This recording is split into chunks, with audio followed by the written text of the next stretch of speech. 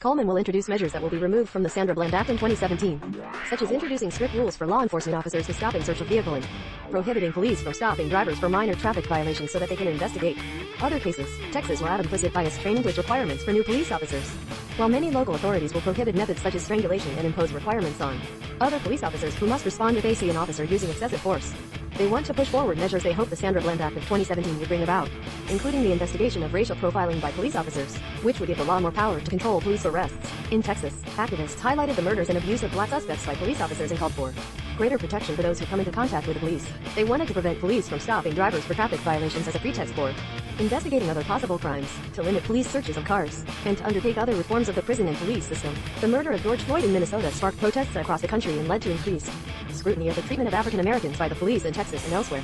The Tribune reported that congressional legislators have introduced a bill to end qualified police immunity and a comprehensive reform bill to prohibit strangulation and establish a database of national police misconduct. The legislators who drafted the bill, which bears their name, originally included far-reaching measures to regulate police conduct, including a ban on racial profiling at traffic stops. Indiana Taylor, co-chair of the Dallas chapter of Black Youth Project 100, said people now look back on police shootings in Dallas and elsewhere in Texas and no longer see them as isolated incidents. Coleman told the Tribune that he would consider other measures related to voter pressure after Floyd's death, including removing the strangulation and requiring other officials to intervene when a coworker uses improper force against the suspect. Meanwhile, Texas lawmakers who drafted the Sandra Bland Act are trying to push for police reforms that were removed from the original law. The Tribune reported that the shooter did not identify himself as a police officer before yelling at Jefferson to raise his hands and shoot. In 2019, a Tatiana Jefferson was shot by a white police officer through a one-bedroom window in a Fort Worth apartment. A year earlier, a police officer had killed both Eugene, an African American, while he was sitting on his couch. Former Dallas police officer Ambrose Iger was sentenced to 10 years in prison for this murder.